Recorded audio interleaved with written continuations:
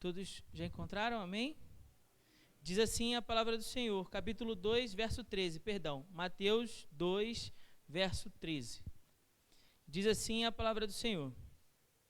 Depois que os magos partiram, um anjo do Senhor apareceu a José em sonho e lhe disse: levanta-te, toma o menino e a mãe e foge para o Egito. Permanece lá até que eu fale contigo, porque Herodes procurará o menino para matá-lo.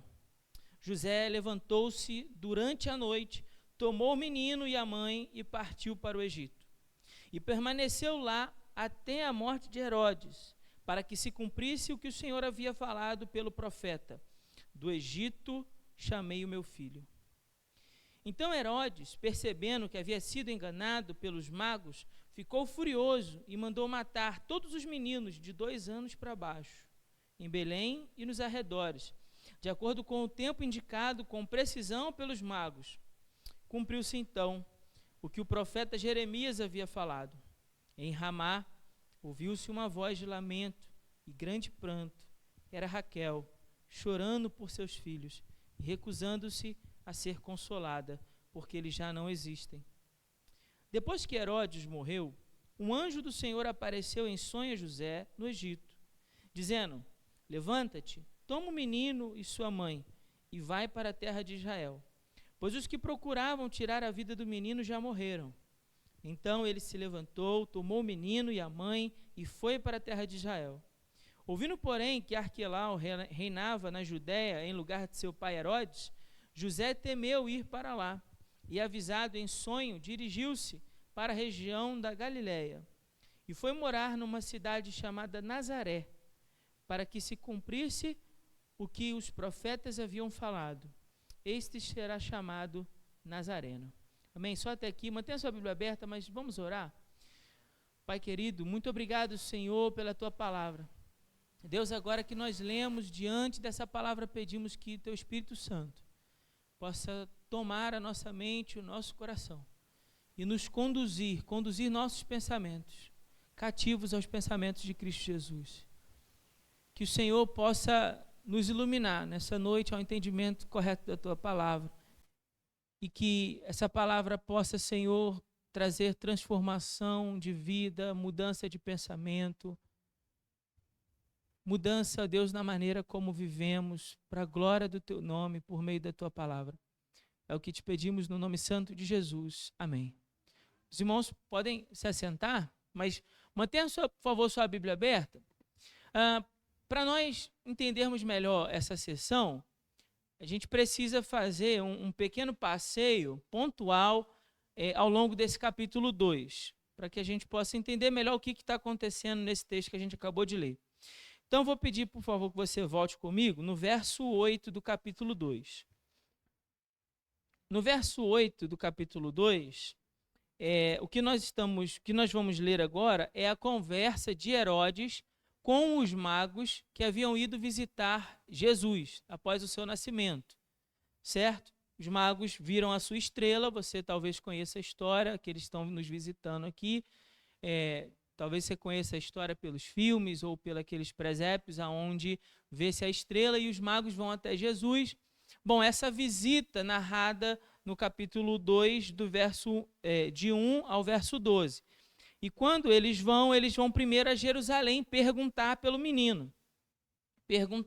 Pedir orientação sobre onde especificamente nasceria o rei dos judeus. Herodes, então, recebe aquela notícia, chama os principais sacerdotes e mestres da lei, mestres do povo, para saber aonde especificamente o menino vai nascer, e eles então dizem que pelas profecias o menino nasceria em Belém. Com essa informação em mente, Herodes chama os magos em particular, verso 7, então Herodes chamou secretamente os magos e procurou saber deles com precisão quando a estrela havia aparecido. Qual é o tempo? Depois, diz verso 8, e enviando-os a Belém, já sabendo então do lugar, tendo uma ideia mais ou menos do tempo, ele disse: ide e perguntai cuidadosamente sobre o menino. Quando o achares, avisai-me, para que eu também vá adorá-lo. Então, olha o que Herodes está dizendo para os magos. Me avise, mande me avisar, se vocês encontrarem um menino, que eu também quero ir, afinal de contas, para adorar. Agora vamos ao verso 12. Verso 12, os anjos, então, os magos já encontraram o menino ali com a sua mãe, dão a ele presente, o adoram, né? Entregam a ele presente, e aí vem o verso 12 dizendo: sendo avisados em sonho para não voltar a Herodes, regressaram para a sua terra por outro caminho. Então, aqui o autor está nos dizendo que eles não vão cumprir o que disse no verso 8, porque eles compreenderam que se tratava de uma armadilha. E eles compreenderam como? Porque o anjo do Senhor falou com eles, para que eles não voltassem, ou seja, para não darem informações sobre o menino para Herodes. Agora vamos ao verso 16. Verso 16. Então, Herodes, percebendo que havia sido enganado pelos magos, já que eles não avisaram, voltaram não por Jerusalém, mas por outro caminho, ficou furioso e mandou matar todos os meninos de 2 anos para baixo, em Belém e nos arredores, de acordo com o tempo indicado com precisão pelos magos. Bom, lá no verso 8, nós vimos Herodes armando ali, né, construindo uma armadilha para eliminar mais uma ameaça na cabeça de Herodes. Vão eliminar mais uma ameaça ao meu trono. Quando no verso 12, então, os magos são avisados, eles tomam uma outra direção, porém, depois de determinado tempo, Herodes percebe que se eles tivessem voltado pelo caminho, já deveriam ter passado por Jerusalém. Então, de alguma maneira, eles foram embora e omitiram a informação a Herodes. Herodes era um homem muito astuto, muito ardiloso, mas também muito cruel. E a sua intenção, claro que desde o início Herodes não tinha a menor intenção de adorar Jesus, de ir adorar Jesus, mas apenas obter informações sobre o local exato do nascimento para matar o menino. Isso fica claro no texto. Por isso Deus avisou os magos em sonho para que não voltassem e retornassem a Herodes, mas que fossem para sua terra por outro caminho. Quando Herodes percebe, ele descarrega toda a sua maldade nos meninos em Belém.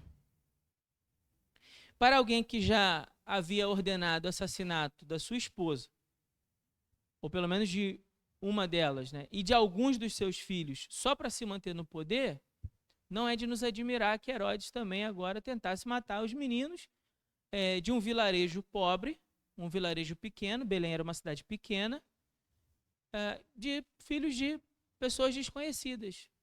Percebe? A crueldade de Herodes é tanta que ele não se importa de matar aquelas crianças. Ele não se importa.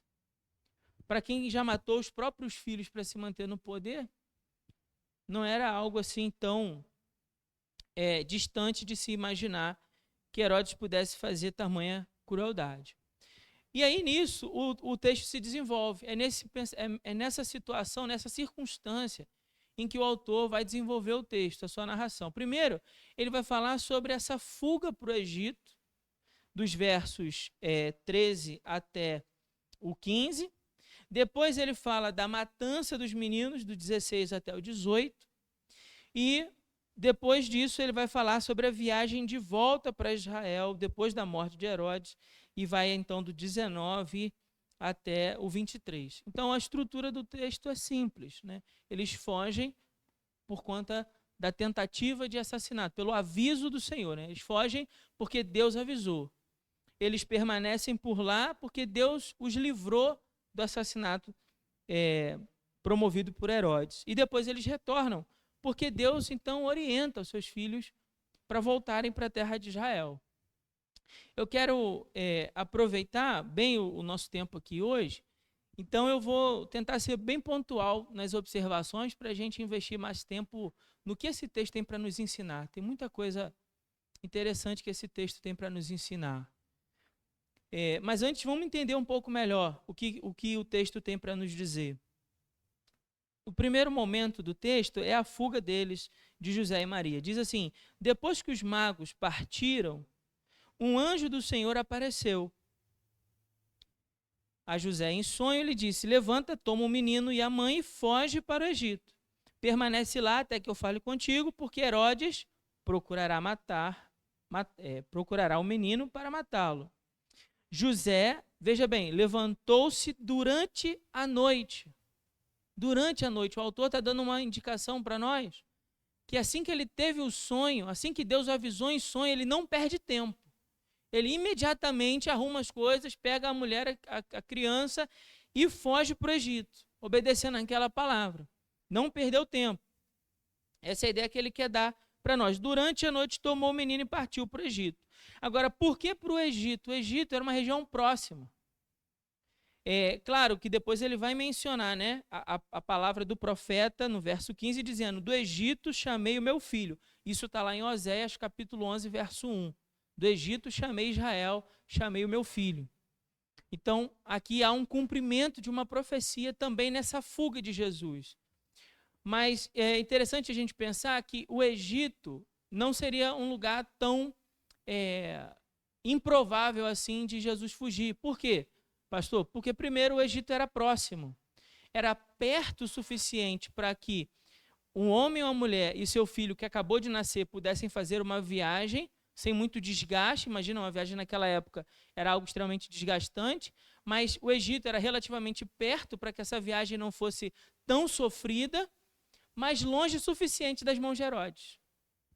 Percebe? Tão perto o suficiente para que a viagem fosse possível, usando os recursos que eles haviam recebido como presente dos magos, mas longe o suficiente para fugir da jurisdição de Herodes o Grande. Então, eles estando no Egito, Herodes não teria poder sobre eles. Depois, na continuação aqui, do verso 16 ao verso 18, essa é uma passagem bem difícil da gente compreender, irmãos. Bem difícil. O texto é pesado, né? Principalmente para quem tem filho pequeno, ler esse texto, acho que com outros olhos, né? Eu confesso que durante essa semana eu li esse texto com outros olhos. Porque diz assim: Herodes, então, percebendo que havia sido enganado, ficou furioso e mandou matar todos os meninos. E aí você inevitavelmente imagina essa cena e pensa no quão absurdo e cruel ela é, né? E não é só algo que parece, é de fato crueldade. Crueldade pura e simples. Eu pesquisando sobre esse texto, quando a gente vai pregar, a gente faz uma opção de pesquisa, você busca relato histórico, faz o dever de casa, e aí muitos comentaristas ficam tentando especular quanto talvez seria a quantidade dos meninos que ele mandou matar. Por quê? Porque no primeiro momento, quando a gente pensa numa cidade, todos os meninos sendo mortos, eu não sei você, mas eu imagino logo centenas de meninos sendo mortos, certo? Não sei se você pensa assim também. Mas aí eles vão construir uma ideia que não, porque até hoje Belém é uma cidade muito pequena. Até hoje poucas pessoas moram em Belém. Né? Com toda a proeminência que a cidade tem, depois de Jesus ter nascido lá. E para aquela época, então, menos pessoas ainda moravam lá. Então isso significaria que, no máximo, talvez tivesse aí uns 20 meninos nessa faixa de idade. Mas, irmão, sejamos sinceros, bastaria um menino morto que já seria algo cruel, não é? Então não cabe a gente ficar especulando quantos meninos, mas a fim de perceber apenas o tamanho da crueldade desse rei. O desejo puro e simples de matar Jesus. Desejo de matar Jesus. E aqui eu acho que vale para nós um paralelo, para a gente pensar. Porque na primeira sessão desse texto, o que nós vimos? Nós vimos reações a respeito da notícia. Jesus nasceu. Foi isso que nós vimos do verso 1 ao verso 12. A gente falou sobre isso aqui domingo passado. 3 tipos de reações diferentes. A primeira reação é a reação que a gente falou dos próprios magos que vão em busca do menino para adorá-lo. A segunda foi a reação dos doutores, dos sábios da lei, que mesmo sabendo ali, tendo conhecimento das escrituras para saber aonde Jesus nasceu, eles não se importam. Eles não vão atrás de Jesus. Eles estavam em Jerusalém, aproximadamente menos de 10 quilômetros de Belém. e mesmo assim não foram atrás de Jesus para adorá-lo, mesmo sabendo das profecias a respeito de Jesus, eles ignoram. E uma terceira reação que nós vimos naquele texto é o ódio de Herodes já articulando uma armadilha para matar o menino. E aí eu compartilhei aqui com os irmãos domingo passado que essas mesmas reações são as reações que nós vemos hoje. Quando nós dizemos a alguém, olha, Jesus nasceu, creia no Evangelho. Quando a gente fala de Jesus para alguém, 3 reações possíveis no mundo. A primeira é que alguns vão abrir o coração para essa mensagem e vão adorar Jesus por quem ele é. Porque note, os magos quando chegam na casa, eles não veem um rei sentado no trono, eles veem um menino no colo da sua mãe. Quando os magos entraram lá, eles não se depararam com o discurso de Jesus, com a pregação de Jesus, para que pudéssemos dizer, bom, eles foram convencidos, afinal de contas eles ouviram o mestre falar. Isso não aconteceu no texto. Jesus era uma criança, era um bebê. Outra coisa que nós podemos dizer é que os magos também não foram impactados por algum milagre. Né? Se chegassem lá e vissem, por exemplo, Jesus realizando um milagre, aí você poderia dizer, estava fácil ajoelhar e adorar o menino. Mas nada disso. Não foi um rei sentado no trono, nem um general. Não ouviram discurso, nem tampouco viram milagre. Por que eles adoraram então Jesus? Adoraram Jesus por quem ele é. Adoraram Jesus por quem ele é. O rei dos judeus. O nosso rei prometido. Agora, pense comigo, irmãos, olhando para esse texto, por que Herodes tenta matar Jesus? Ele esperava o quê? Ir chegar lá em Belém e se deparar com um general organizando uma revolta? Não, ele sabia que Jesus provavelmente era um menino. Não tinha nada de general ali. Um rei revolucionário para tomar o seu poder, um inimigo declarado? Também não, Jesus era uma criança. Não, já sei, então, Herodes ia lá e ouvir Jesus falar, e aí então ia ficar ofendido pela mensagem do Evangelho. Não. Testemunhar um milagre? Também não. E aí eu e você precisamos, diante desse texto, nos fazer uma pergunta, que parece boba, mas é importante. Por que então Herodes manda matar o menino? Pela mesma razão que os magos o adoraram. Por Jesus ser quem ele é. Pensa um pouquinho nessas palavras, irmãos. Mastiga esse negócio que eu estou falando aqui. Aqueles que adoraram Jesus, o adoraram por quem ele é. E aqueles que buscaram matar Jesus, odiaram Jesus, queriam destruir Jesus, queriam fazer isso por quê? Por quem ele é. Quem o ama por quem ele é. Quem o odeia por quem ele é. E é assim que é no mundo até hoje. Desde o início, o que Mateus está mostrando para nós é que desde o início o Cristo foi rejeitado. Desde o início o Cristo foi odiado. Buscaram destruir a mensagem. Desde o início. E quando nós observamos os corredores da história, nós nos deparamos com a mesma coisa, com o mesmo comportamento. Ou não foi assim? Que desde sempre tentaram matar Jesus, de alguma maneira. Não falo só do ponto de vista físico, como Herodes fez, de matar Jesus. Ou, quando Pilatos ordenou sua morte, sua crucificação na cruz, ou os líderes religiosos que se organizaram e macumunaram entre si, prevendo um assassinato de Jesus, né? Organizando um assassinato de Jesus. Não. Não só isso que eu estou falando, não. Eu estou falando da tentativa de matar o Evangelho, a boa notícia de que Jesus nasceu. Foi assim desde sempre na história. Nero e tantos outros imperadores ao longo da história tentaram de alguma maneira matar a mensagem. Jesus nasceu. Agora, o que a história nos mostra é que esses homens poderosos vieram e se foram. Mas a mensagem do Evangelho permanece. A palavra de Deus permanece para sempre.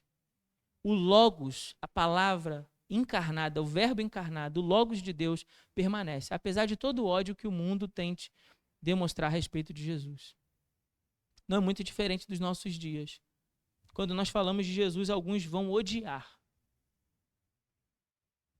Por que razões? Não importa, por ser ele quem ele é. Outros irão ignorar, não irão dar a menor atenção. Mas há aqueles que, pela pregação do Evangelho, serão chamados à fé salvadora em Cristo Jesus. E é por isso que nós falamos Jesus nasceu. É por isso que nós declaramos essa mensagem, Jesus nasceu. Porque nós cremos que Deus vai salvar alguns pela obra da pregação do Evangelho. Deus está chamando os seus. Depois, o texto continua falando sobre, a partir do 17, dizendo: cumpriu então o que o profeta Jeremias havia falado. E diz assim: em Ramá ouviu-se uma voz de lamento e grande pranto. Era Raquel chorando por seus filhos e recusando-se ser consolada, porque eles já não existem. E talvez aqui fique um pouco confuso de entender, porque Mateus está mencionando essa profecia, né, de Jeremias. Por que ele está falando isso? Ele já mencionou aqui 2 profetas. Na primeira sessão ele mencionou Oséias, agora ele está mencionando Jeremias. Mas por quê? A gente vai precisar mergulhar num conhecimento mais profundo do texto. Tá certo? Então, aperta o cinto aí, não dorme não. Preste atenção que vale a pena, tá bom? Sempre quando eu escolho trazer alguma coisa mais técnica, é porque tem um objetivo lá no final, não é só para a gente ficar aqui tendo aula de história. Nosso objetivo é aprender a palavra que transforma, mas eu preciso que você preste atenção. Vamos lá, primeiro, o que é que está acontecendo aqui no texto? Os meninos em Belém e nos arredores de Belém estão sendo executados, certo? É isso que está acontecendo aqui nesses versículos. Agora, a pergunta é: por que ele faz essa ligação dos meninos sendo executados e o profeta Jeremias? Por quê? Bom, quando Nabucodonosor, com os exércitos da Babilônia, invadem Israel, eles tomam 10 tribos. Eles tomam o reino e escravizam boa parte dos meninos, boa parte dos jovens, dos rapazes, e leva eles cativos para Ramá, para a cidade de Ramá. Ramá ficava em Belém, só para você entender. Ramá ficava em Belém. A ideia, quando nós lemos o texto de Jeremias, é que Jeremias está em Jerusalém, e Jerusalém ficava em cima do Monte Sião, no monte, e de lá ele observa o que está acontecendo em Ramá. E olhando para Ramá, olhando para a cidade de Belém, ele está vendo os jovens cativos, presos e muitos mortos. E de alguma maneira, isso traz à memória de Jeremias Raquel. E aí a gente tem que fazer uma outra pergunta: quem é Raquel? E a gente vai ter que voltar mais ainda na história. Lá em Gênesis, nós lemos que Raquel era a esposa favorita de Jacó. Certo? Amém? Estamos juntos? Só que Raquel tem José e depois tem Benjamim. No nascimento de Benjamim, Raquel morre. Quando Raquel vai dar à luz Benjamim, ele morre. E aqui tem uma questão muito interessante nas palavras em hebraico que aparecem no texto ali, que às vezes não fica tão claro assim. Mas deixa antes eu contar uma história engraçada. Quando eu e Vanessa escolhemos o nome do nosso filho de Benjamim, a gente chamou um pastor amigo nosso para fazer o culto, né, no dia do chá de fralda. E aí, quando ele chegou, né, para o culto e tudo mais, e perguntou: mas qual é o nome do menino? Benjamim. Ele tremeu na base, tremeu nas pernas. Ele conhecia, né, a nossa história, alguns irmãos aqui sabem do que eu estou falando. E aí ele ficou com as pernas bambas, assim, pensando: bom, Felipe é maluco, né? Por que eles estão escolhendo esse nome? Tal? Será que, né? Porque, naturalmente, ele se lembrou ali que Raquel morreu no parto. Então, imagina, irmãos. Ó, a mulher vai dar à luz, você vai escolher o nome do filho que a criança morreu no parto, né? A gente não escolheu só porque era bonitinho, né? A gente escolheu por conta daquilo que o nome queria dizer.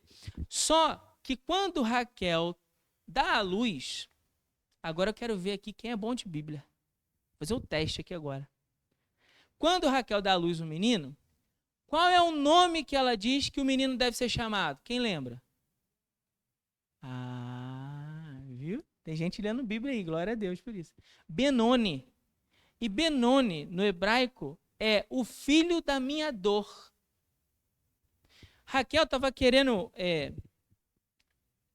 colocar esse nome no menino por conta do sofrimento que ela estava passando naquele momento que ela estava morrendo. Entende? Só que Jacó não chama o menino de Benoni. Ele chama o menino de Benjamim. Então ele troca o nome do menino. Ao invés de dar o nome de filho da minha dor, Jacó coloca o nome do menino, filho da minha força. Filho da minha destra. Benjamim significa isso, filho da minha mão forte, ou da minha destra. E aí, com isso, Jacó estava também declarando algo a respeito do falecimento da sua esposa. Ela estava declarando, olha, eu dei à luz esse menino com muita dor, com muito sofrimento. Mas ele também estava declarando, mas esse filho vai ser a minha força para segurar as pontas, já que eu vou perder minha esposa. Então, há essa relação no nome do menino. Porém, Benjamim, nesse momento do seu nascimento especificamente, ele é um arquétipo de Jesus. O que é um arquétipo? É uma circunstância, um personagem que vive um episódio no Velho Testamento, mas que aponta para Jesus. Veja só, quem é o filho do sofrimento? Quem é o homem de sofrimento? De Isaías 53. Jesus, o servo sofredor. Mas também quem é o filho da sua mão direita que está sentado à direita de Deus, o Pai? Jesus.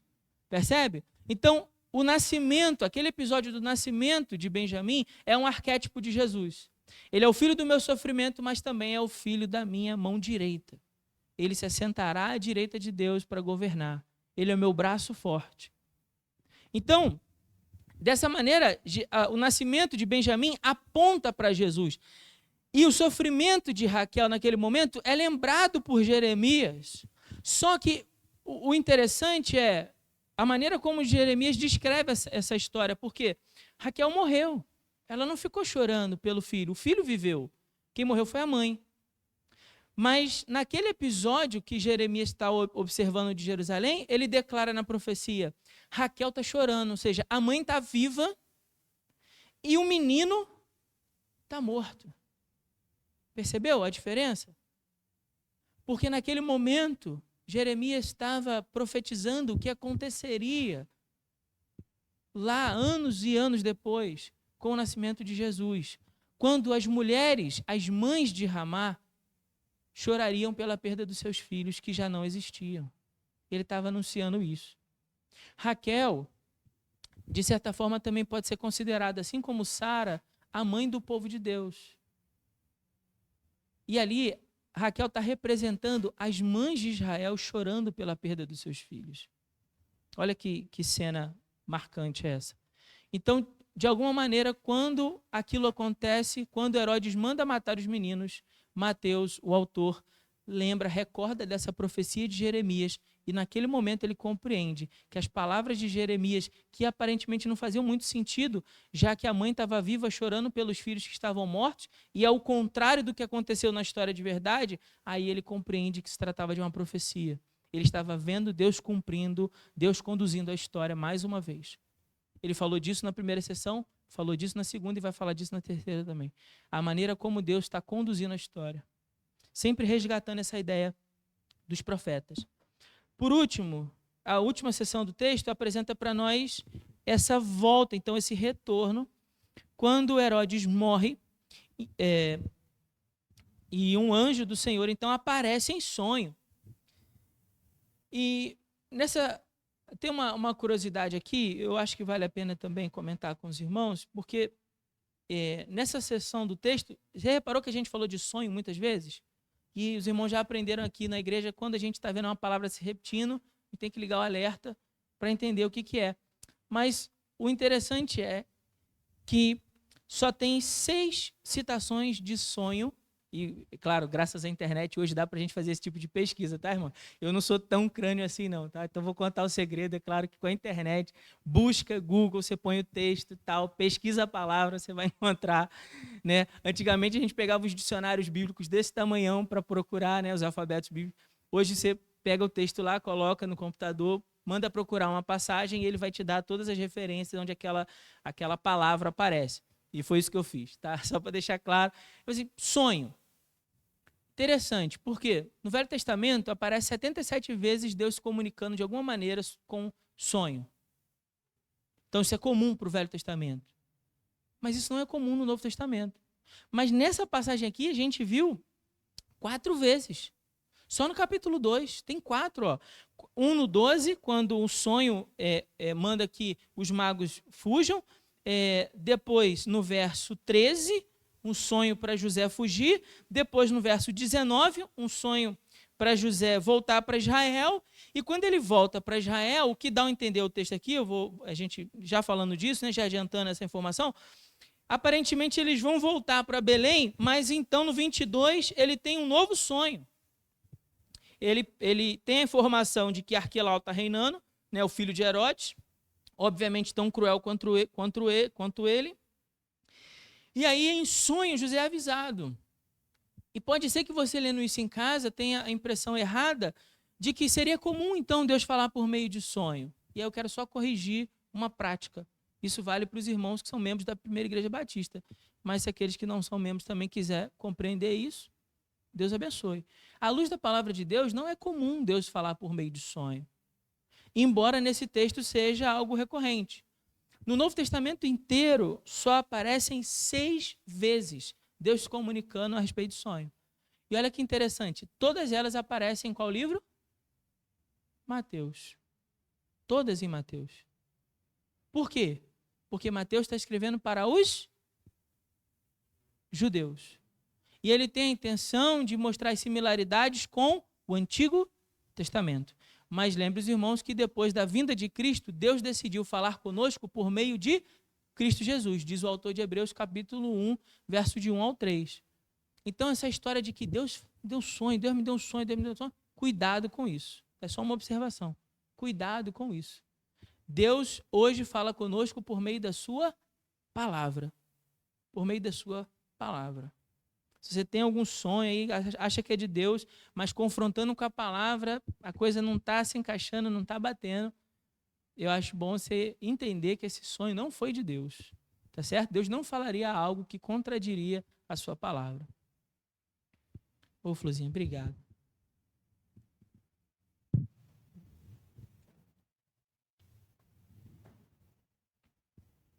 Bom, vamos lá, já estou terminando. Levanta, pega o menino, verso 20, a mãe vai para Israel, pois os que procuravam tirar a vida do menino já morreram. Ele então se levantou, tomou o menino e a mãe foi para Israel. Verso 22, ouvindo que Arquelau reinava na Judéia, em lugar de seu pai Herodes, temeu ir para lá. E, avisado em sonho, dirigiu-se para a região da Galileia e foi morar numa cidade chamada Nazaré, para que se cumprisse o que os profetas haviam falado, ele será chamado Nazareno. E aí você vai para o Velho Testamento e procura essa expressão Nazareno e não encontra. Você não vai encontrar. E aí fica um negócio esquisito. Fala assim, a Bíblia está errada? Não, não está errada. Vamos entender isso. Primeiro, Nazaré era um vilarejo muito desprezado. Nem era considerado uma cidade na Galiléia. Tanto que Flávio Joséfo, um historiador do primeiro século, judeu, ao narrar uma série de cidades, né, que faziam parte daquela região da Galiléia, uma região relativamente pequena, né, ele vai narrar as cidades ali, cerca de mais de 40, e não menciona Nazaré, como se Nazaré fosse um lugar realmente sem nenhuma importância. É um lugar muito pequeno. Então, por isso não aparece essa menção. E também não aparece a menção da cidade de Nazaré no Antigo Testamento. O que o autor está querendo dizer, então? De alguma maneira, Mateus, quando nos traz essa informação de Jesus ser reconhecido como Nazareno, isso vai acontecer depois. Lá em Atos, por exemplo, os discípulos vão ser chamados de nazarenos, como a semelhança do seu mestre, de Jesus. Então, até esse momento, como assim ser chamado de Nazareno? Depois da vida de Jesus, tudo bem, faz sentido. Nazaré ganhou destaque, ganhou conhecimento, né? As pessoas questionavam, pode ver alguma coisa boa de Nazaré? Mas depois da vinda de Jesus, ficou claro que veio algo importante de Nazaré. Mas até aquele momento, então por que o autor está falando isso para nós? O que ele está querendo nos mostrar? A palavra Nazaré vem de Netzer. E Netzer é uma palavra em hebraico para dizer ramo, broto, um novo broto que nasce na planta, sabe? Quando ela brota um novo galho, um novo ramo, é essa palavra Netzer. E vários dos profetas, como Isaías, como Jeremias, como Zacarias, chamam Jesus nas suas profecias de renovo, ou seja, de broto. Um broto que vem da raiz de Jessé. E, de alguma maneira, Mateus está olhando para a vida de Jesus em Nazaré e reconhece nisso a profecia de que ele é um broto novo, que vem da raiz de Jessé. Ele é o renovo prometido que nós tanto aguardamos. E isso faz essa ligação com Jesus ser o filho de Davi, lá do capítulo 1 que nós vimos. Então, dessa maneira, ele aponta. O que a gente está vendo aqui, irmãos? Para a gente sintetizar isso numa grande ideia. Ainda que as circunstâncias se mostrem contrárias, nós estamos vendo Deus conduzindo o seu filho. A cada etapa do caminho, Deus está conduzindo o seu filho. E diante dessa palavra a gente tem algumas coisas para aprender. Eu vou ler rapidinho por conta do nosso horário. Mas preste bastante atenção, se você não estava prestando atenção em nada no sermão, agora é a hora de você ficar ligado. Bom, primeira coisa que a gente aprende com essa passagem. Anda bem, quer dizer, caminha, vai, segue bem. Quem escolhe dar ouvidos à condução do Senhor? Isso fica claro nessa passagem. Quem decide dar ouvido às orientações do Senhor de quando ir, quando voltar, quando parar, quando agir, vive bem. Você viverá melhor se der atenção às orientações do Senhor sobre a sua vida. A buscar a direção do Senhor do que você deve fazer. Uma palavra de Deus para ir, levou José. Uma palavra de Deus para voltar, trouxe José e sua família de volta. E assim, dessa maneira, o comportamento de José nesse texto, observar o comportamento de José nesse texto, é uma grande fonte de inspiração para nós. Só deveríamos fazer alguma coisa sob a orientação do Senhor. Você vai viver melhor seguindo por esse caminho do que seguindo nas tuas próprias ideias, nos seus próprios pensamentos, na tua própria vontade.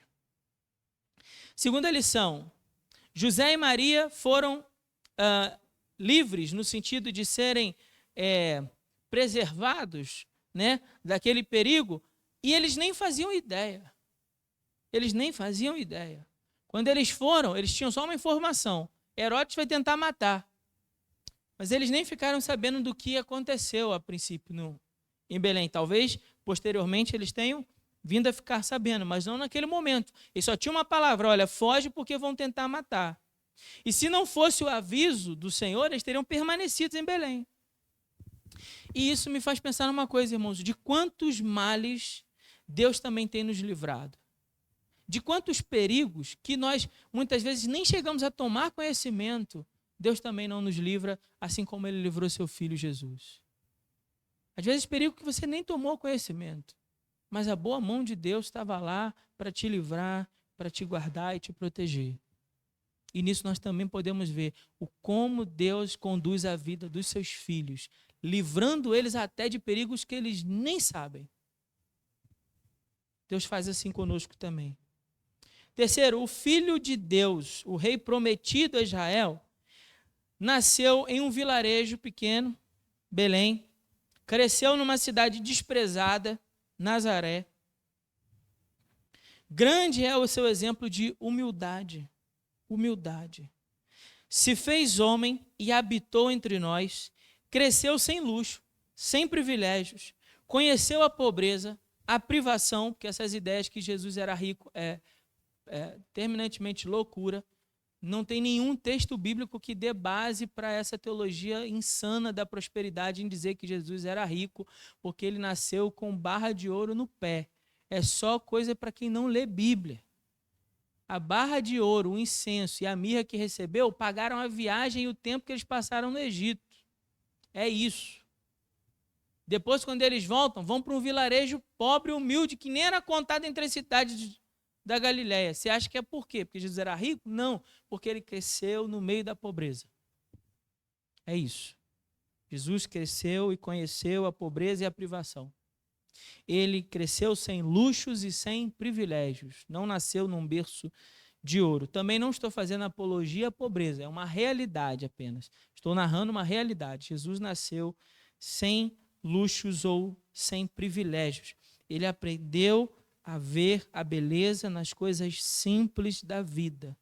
O autor de Filipenses, apóstolo Paulo, no capítulo 2, vai narrar para nós que precisamos ter o mesmo sentimento que havia em Cristo Jesus, de que sendo Deus não usurpou ser tratado como Deus, mas antes se humilhou, se fazendo homem e vivendo entre nós. Então, esse foi o exemplo de Jesus, um exemplo de humilhação. Humilhação. Jesus humilhou a si mesmo. E aí diz o texto na continuidade que Deus o exaltou. Louvado seja o nome do Senhor. Deus o exaltou e fez o seu nome grande, né, para que diante de Jesus todo joelho se dobre no céu e na terra.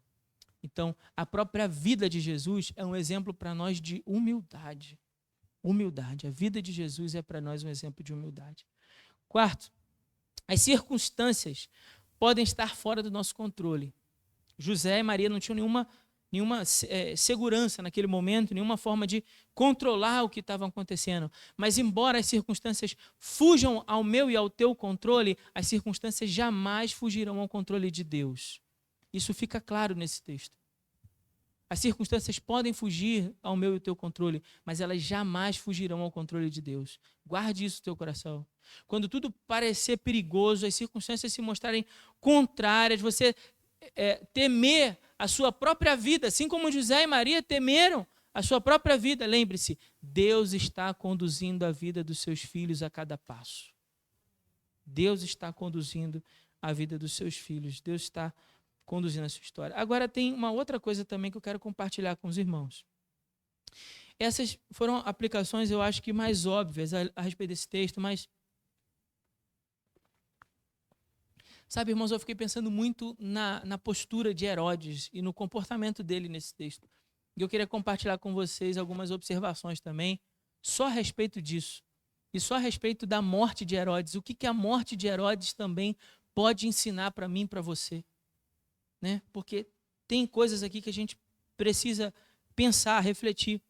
A primeira delas é que nenhuma autoridade humana tem poder para destruir Jesus e o Evangelho. Nenhuma autoridade. Isso fica claro quando Herodes morre. É o fim derradeiro daquele que tentou matar o próprio Jesus. E essa mensagem de Jesus e do Evangelho, ela é o poder de Deus. Ela vence a todos os que lhe opõem. Todos que se opõem contra Jesus irão perecer. E a mensagem do Evangelho permanece. Nenhuma autoridade humana pode destruir o Evangelho. Como a gente pode pensar nisso nesse tempo, não é? Quando a gente teme o poder dos governantes e aquilo que eles podem fazer contra o Evangelho? Irmãos, nenhuma autoridade humana pode destruir Jesus. Nenhuma. Segunda coisa que a morte de Herodes nos ensina é que um homem, olha bem, pode possuir poder, dinheiro, privilégios nesse mundo, mas ele jamais poderá comprar a vida eterna. Por mais poderoso que seja, por mais dinheiro que tenha, não poderá comprar a vida eterna. Todo homem no pecado é como Herodes, inimigo de Deus e das coisas de Deus. E o seu fim é ou será o mesmo que o dele, a morte. A menos que o homem se reconcilie com Deus por meio de Cristo, ele jamais poderá experimentar vida eterna. Herodes veio e morreu por conta de seu pecado, mas aquele que crê em Cristo como Senhor e Salvador viverá eternamente. Outra lição que a morte de Herodes nos traz: tanto esforço para manter o trono, para manter o seu poder, sua posição. Mal sabia Herodes que o seu fim estava próximo naquele tempo. Como diz Lucas, capítulo 12, verso 20, louco, essa noite pedirão a sua alma, o que tens reservado, para quem ficará? Herodes fez todo um esforço de matar aquelas crianças, aquele ato de crueldade, para se manter no poder. Mas para quê? Para quê? Ele se agarrou ao trono como se pudesse manter ele para sempre. Não podia. Mal sabia que o fim estava próximo. Sabe, irmãos, essa atitude de Herodes tem muito a nos ensinar. Porque quantas vezes nos agarramos apenas àquilo que é passageiro. Nos agarramos aos bens, nos agarramos à posição que temos nessa vida, alguma forma de destaque social, algum tipo de privilégio, e fazemos todo o esforço ao longo da nossa vida para nos agarrarmos a essas coisas. Só que essas coisas vão passar. Um belo dia Deus vai te chamar e aí, acabou. Fim da história. E aí entra Lucas capítulo 12, verso 20. Louco, insensato essa noite. Se pedirem a tua alma nessa noite, o que você tem para quem fica? Para quem ficará? Não existe sabedoria em viver agarrado às coisas desse mundo. A sabedoria está em se agarrar àquilo que é eterno. Apegue-se ao Senhor. Apegue-se a uma vida de comunhão sincera com Jesus. Do que te adiantará ganhar o mundo inteiro e no final perder sua alma? O que vai te adiantar isso? Por último, irmãos, para a gente terminar. Não nos é permitido saber, a morte de Herodes nos ensina que não nos é permitido saber quanto tempo de vida nós teremos. A vida e a morte são conduzidas pelo Senhor. Nenhum de nós pode sequer acrescentar um dia à nossa existência. Mas nós podemos deliberadamente escolher viver cada dia que o Senhor nos der para a sua glória. Nós podemos escolher viver cada dia. Você não sabe quanto tempo tem. Talvez tenha menos tempo do que imagina. Herodes também não sabia. Achava que tinha muito. Herodes escolheu viver como inimigo de Jesus. Bom, meu conselho para a gente terminar esse sermão é que você escolha viver quanto tempo o Senhor te der como amigo de Jesus. Amigo de Jesus. Amém? Que Deus nos abençoe com a sua palavra no nome de Jesus. Irmãos, eu quero só fazer